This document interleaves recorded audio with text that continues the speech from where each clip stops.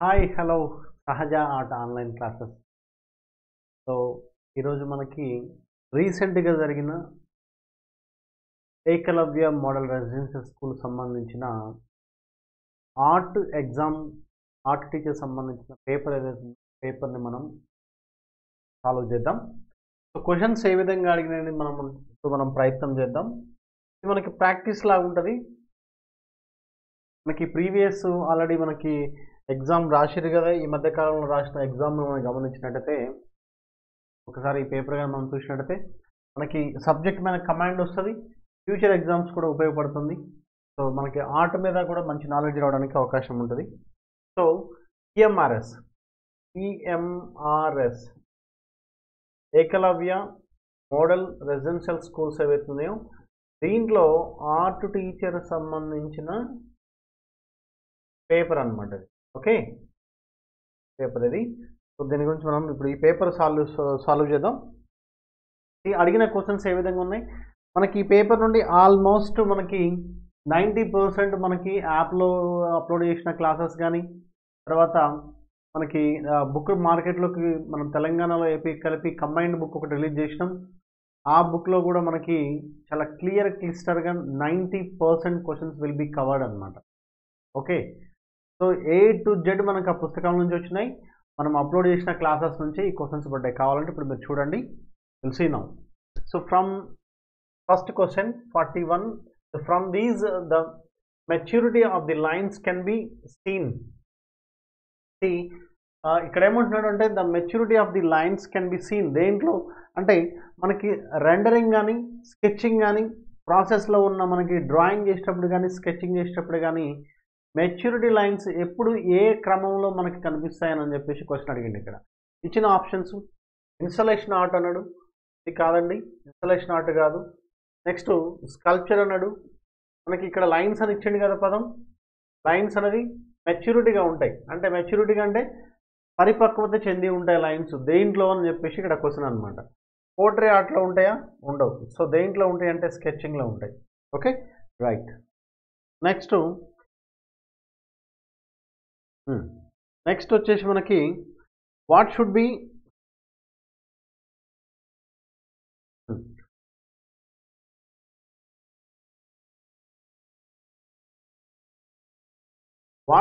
practiced first to learn the basic form of visual arts from the beginning. What should be ఏమి తప్పనిసరిగా practice చేయాలి ఫస్ట్గా? Learning the basic form of visual arts from the beginning నుంచి స్టార్టింగ్లో visual arts నేర్చుకునే క్రమంలో ఏమి practice చేసి ఉండాలని చెప్పేసి క్వశ్చన్ అడిగిండు. కలర్ మిక్సింగా, అబ్స్ట్రాక్ట్ పెయింటింగ్. కలర్ మిక్సింగ్ అంటే కలర్ మిక్సింగ్ అనేది విజువల్ ఆర్ట్స్లో ఏమి నేర్చుకుని ఉండాలంటున్నాడు. ఓకే, అబ్స్ట్రాక్ట్ పెయింటింగ్ అంటే అసలు మనకు పెయింటింగ్ అనేది తెలవాలి. ఇక్కడ ఏమన్నాడు question, beginning of visual arts learning ప్రాక్టీస్లో ఏది నేర్చుకుని ఉండాలని చెప్పేసి అన్నాడు. ఏ ఫామ్ నేర్చుకుని ఉంటే మనకి ఏ ఫామ్ నేర్చుకుని ఉండాలి విజువల్ ఆర్ట్స్ లెర్నింగ్ ప్రాక్టీస్లో బిగినింగ్లో అని చెప్పేసి అంటున్నాడు. సో అబ్స్ట్రాక్ట్ పెయింటింగ్ అనేది కాదు, ఇది ఫార్మ్ ఆఫ్ ఫార్మేషన్, ఇది కూడా కాదు.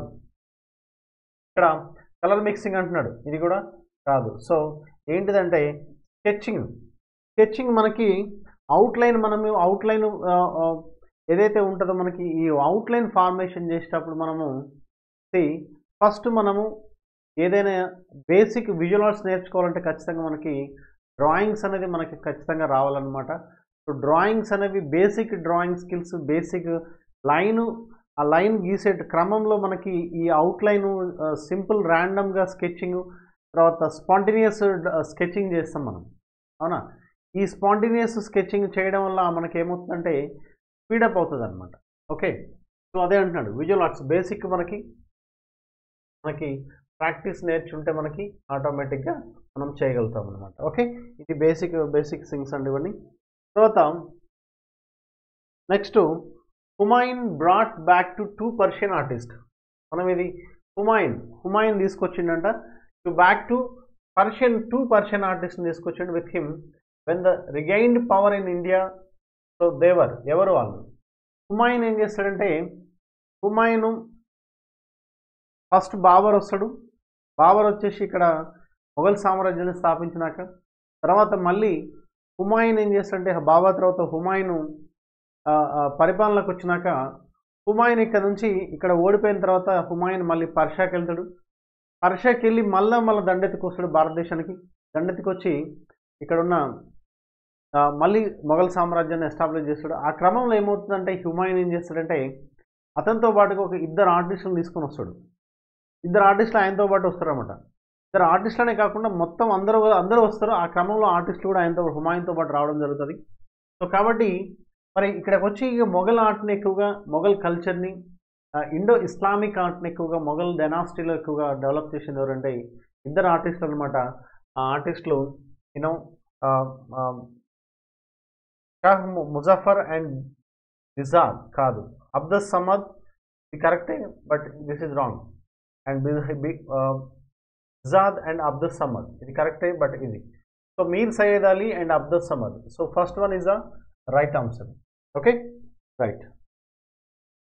So next, which of these styles in mixture of Indian European styles? Which of these styles is mixture of Indian and European styles? Which of these style mixture of Indian? So ఇందులో mixture of Indian మరియు European style ఏంటిది అని అన్నాడు. బెంగాలీ స్టైలా? Indian and European style Bengali స్టైల్లో ఉంటుందా? ఉండదు. Bengali style వాళ్ళు కంప్లీట్గా వాష్ టెక్నిక్ చేశారు కాబట్టి కాదు. మొఘల్ స్టైలా? యూరోపియన్ స్టైల్ అనేది ఉందా? లేదు, మొఘల్ స్టైల్లో లేదు. Persian, Indo Islamic and Persian architecture. Pahari స్టైలా? పహరీ స్టైల్ కూడా కాదు. Company style. ఈ కంపెనీ స్టైల్లో వీళ్ళు ఏం చేసిరంటే ఆయిల్ పెయింటింగ్ టెక్నిక్ని యూజ్ చేసిరు. ఆయిల్ పెయింటింగ్ టెక్నిక్ని రాజా రవివర్మ ఫర్ ఎగ్జాంపుల్. ఈ ఆయిల్ పెయింటింగ్ టెక్నిక్ ఎక్కడిది? ఇది యూరోపియన్ది, అవునా? This is the European style, అవునా? సో మరి యూరోపియన్ స్టైల్ అయితే నెక్స్ట్ ఇంకోటి ఏంటిది మరి? Next Indian and European style కలిసి ఉండాలంటున్నాడు. సో ఇండియన్ ఏంటిది? ఇండియన్ థీమ్స్ని పెయింట్ చేయడం జరిగింది. ఇండియన్ థీమ్స్ని పెయింట్ చేయడం జరిగిందనమాట. ఓకే, సో ఈ విధంగా Indian and European themes, Indian themes తోటి యూరోపియన్ టెక్నిక్ తోటి కంపెనీ స్టైల్లో పెయింట్ చేయడం జరిగింది. So this is right answer. Next ఇక్కడ ఏమంటున్నాడంటే the next one is the arabesque decoration on the domes in painting raga Hindola portraits the influence. రాగా హిందోలా అనే పెయింటింగ్స్లో మనకి ద అరబెస్క్ డెకరేషన్ అనేది డోమ్స్ మీద డెకరేట్ చేయడం జరిగింది. ఏంటిది అనేది ఇక్కడ అడుగుతున్నాడు. సో మిడిల్ ఈస్టర్న్ స్టైలా, మొఘల్ స్టైలా, పర్షియన్ స్టైలా, టర్కీ స్టైలా? ఓకే, ది అరబెస్క్ డెకరేషన్ అనేది డోమ్స్ పైన వస్తుంది. ఈ డోమ్స్ అనేవి ఎక్కడి నుంచి వచ్చినాయంటే మనకి ఈ డోమ్స్ అనేది ఎక్కువగా మనకి మిడిల్ ఈస్టర్న్ కాదు, మొఘల్ స్టైల్ కాదు. మొఘల్ స్టైల్ ఎక్కడి నుంచి వచ్చింది? ఇండో ఇస్లామిక్ పర్షియన్ నుంచి వచ్చింది, అవునా? మొఘల్ స్టైల్ కూడా ఎక్కడి నుంచి వచ్చింది? ఈ మొఘల్స్ వీళ్ళు ఎక్కడి నుంచి వచ్చిందంటే వీళ్ళు ఆఫ్ఘన్, టర్కీ అండ్ మిడిల్ ఈస్టర్న్లో ఉన్న కంట్రీస్ ఏవైతే ఉన్నాయో, అరబ్ కంట్రీస్ ఏవైతే ఉన్నాయో, ఈ అరబ్ కంట్రీస్లో పర్షియన్ అండ్ ఇరాన్ ఈ ప్రాంతం నుంచి వాళ్ళు రావడం. అందుకనే మనకి మొఘల్ స్టైల్ని ఇండో ఇస్లామిక్ పర్షియన్ ఆర్కిటెక్చర్ అంటాం. సో కాబట్టి ఈ అరబెస్క్ డెకరేషన్ అనేది మనకి దేని నుంచి వచ్చిందంటే పర్షియన్ స్టైల్ అని అనుకోవడానికి అవకాశం ఉంటుంది. టర్కిష్ కూడా అనుకోవచ్చు, బట్ టర్కిష్ స్టైల్ కాదు, అది పర్షియన్, ఇండో ఇస్లామిక్ పర్షియన్ నుంచి రావడం జరిగింది. Okay, so next Ajanta caves.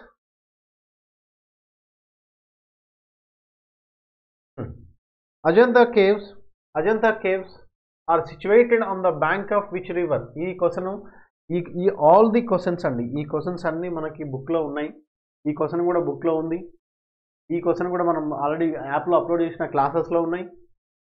ఇది కూడా మనకి బుక్లో ఉంది, యాప్లో అప్లోడ్ చేసిన క్లాస్లో మీకు చెప్పిన ఇవన్నీ మీకు డ్రాయింగ్ స్కెచింగ్ చెప్పేటప్పుడు ఎక్స్ప్లెయిన్ చేసిన ప్రతి ఒక్క క్వశ్చన్ మనకి అన్నీ ఉన్నాయండి. క్వశ్చన్స్ అన్నీ కూడా బుక్లో ఉన్నాయి అండ్ యాజ్ వెల్ యాజ్ యాప్లో అప్లోడ్ చేసిన క్లాసెస్లో కూడా మనకి క్లాసెస్ ఉన్నాయి. Okay, so the next one is the Ajanta caves are situated on the bank of which river? ఇది మీకు క్లియర్గా రాయించిన నేను. అజంతా కేవ్స్ అనేవి ఏ నది ఒడ్డున ఉన్నాయని చెప్పేసి మీకు క్లియర్గా నేను రాయించడం మీకు బుక్లో కూడా మనకు ఉంది. సట్లెజ్ అనేది ఇది పంజాబ్ కాదు. యమున అనేది ఉత్తరప్రదేశ్ అండ్ గంగాకి ఉపనది కాదు. గంగా కాదు. వఘేరా అంటాం దీన్ని. వఘేరా రివర్ అండి ఇది. Vaghera river is the right answer. అవునా? మనకి యూ షేప్లో ఉంటాయి కేవ్స్ అనేవి. ఇట్లా ఉంటాయి మనకి కేవ్స్ అనేవి. ఇట్లా ఉంటాయి మనకి ఈ విధంగా యూ షేప్లో ఉంటాయి మనకి. ఏంటివి? హార్ష్ షూ ఉంటాయి చూసిరా, హార్ష్ షూ టైప్ ఉంటాయి అజంతా కేవ్స్ అనేది. సో ఈ వఘేరా రివర్ అనేది ఈ విధంగా పోతుంది అనమాట. కేవ్స్ నుంచి ఈ విధంగా ప్రవహిస్తుంది వఘేరా రివర్ అనేది. ఎక్కువగా వర్షాకాలంలో వచ్చే ఫ్లడ్స్ నుంచి ఈ రివర్ ప్రవహిస్తుంది Vaghera river. Number of times ఎగ్జామ్స్లో అడిగిండండి ఇది. Next, Harappa flourished the bank of the river. Harappa flourished on the bank of the river. Harappa అనేది ఏ నది ఒడ్డున ఉంది? సింధు అనేది ఏ నది ఒడ్డు? ఇండస్ వ్యాలీ సివిలైజేషన్లో మనకి మొహంజదారో మనకి మొహంజదారో సింధు నది ఒడ్డున ఉంది. అవునా?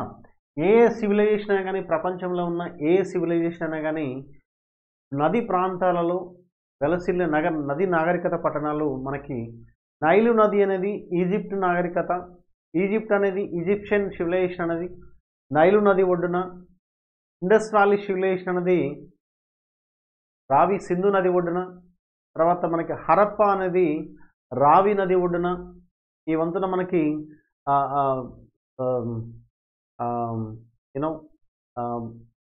Persian and Euphrates. సో ఈ నదులు యూప్రటిస్, ఇరాక్ అండ్ పర్షియన్, ఈ సివిలైజేషన్స్ అన్నీ కూడా మనకి ఈ నది ఒడ్డున వెలిసిన విషయం మనం గుర్తుపెట్టుకోవాలి. సో దీంట్లో భాగంగా మొహంజదారో సింధు అండ్ హరప్పా మనకి హరప్పా రావి నది ఒడ్డున. Okay, right. సో ఈ విధంగా ఏ నది ఒడ్డున ఏ నాగరికత అయినా, ప్రపంచంలో ఉన్న ఏ నాగరికత అయినా కానీ అతి ప్రాచీనమైన నాగరికతలన్నీ కూడా వాటి నది ఒడ్డున వెలసిందన్న విషయాన్ని మనం గుర్తుపెట్టుకోవాల్సిన అవసరం ఉంది examination point of view. So Yamuna కాదు, నర్మదా కాదు, గంగా కాదు, రావి నది ఒడ్డున ఇస్ రైట్ ఆన్సర్.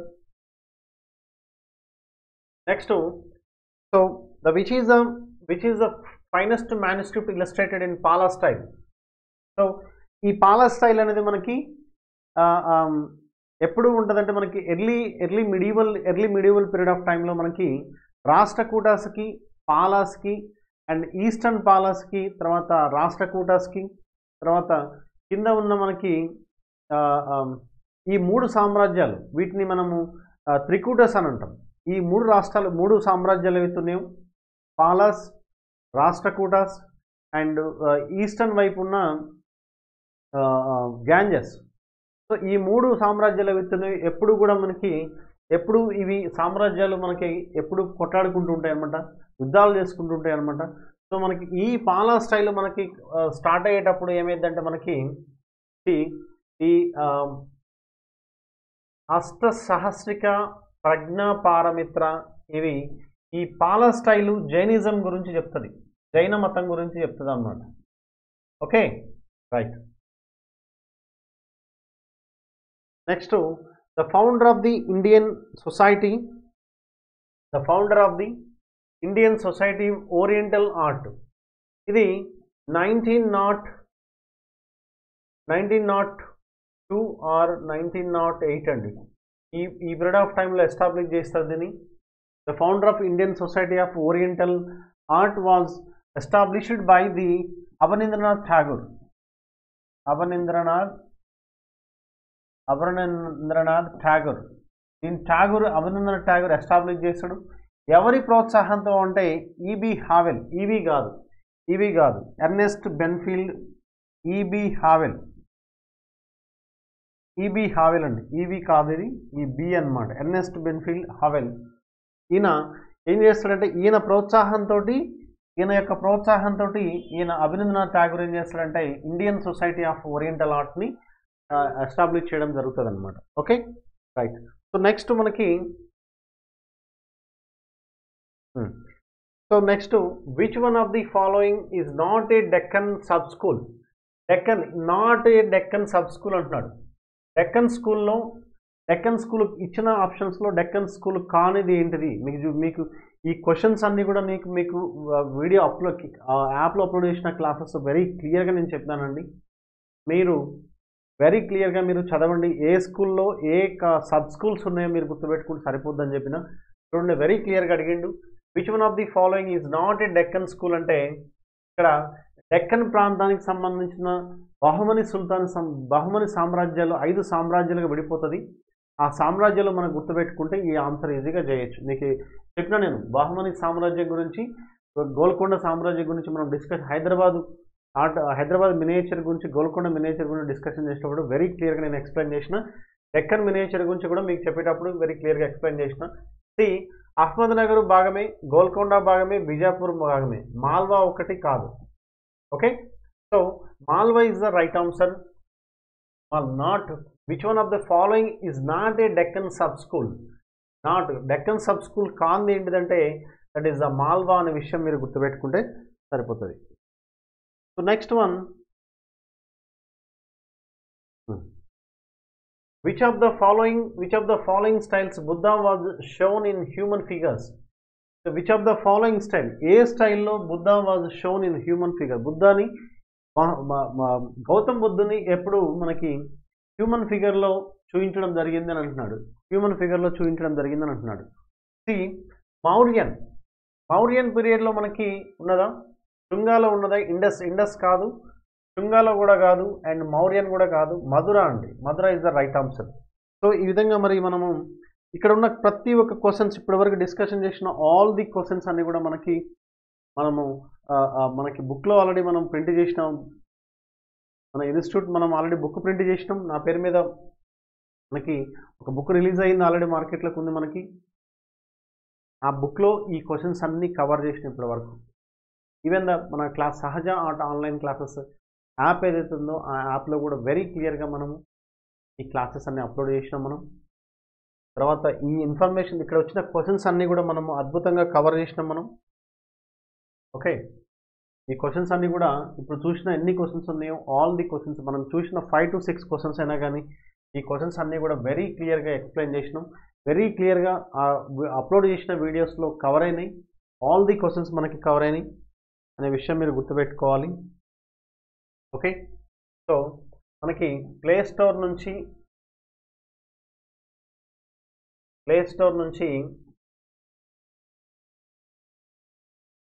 సహజ ఆర్ట్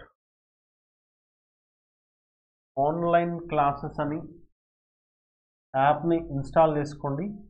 సో ఈ క్లాసెస్ అని మనకు ఉన్నాయి. ఏపీకి సంబంధించిన కోర్స్ ఉంది, అండ్ తెలంగాణ వాళ్ళకి తెలంగాణకి సంబంధించిన కోర్స్ ఉంది. సో వెరీ క్లియర్గా మనం అప్లోడ్ చేసిన ఈ ఈఎంఆర్ఎస్లో మన రీసెంట్గా జరిగిన ఎగ్జామ్ ఏదైతే ఉందో జస్ట్ 2-3 days బిఫోర్ ఎగ్జామ్ జరిగింది మనకి. 1 week బిఫోర్ ఒక ఎగ్జామ్ జరిగింది లాస్ట్ సండే అనమాట.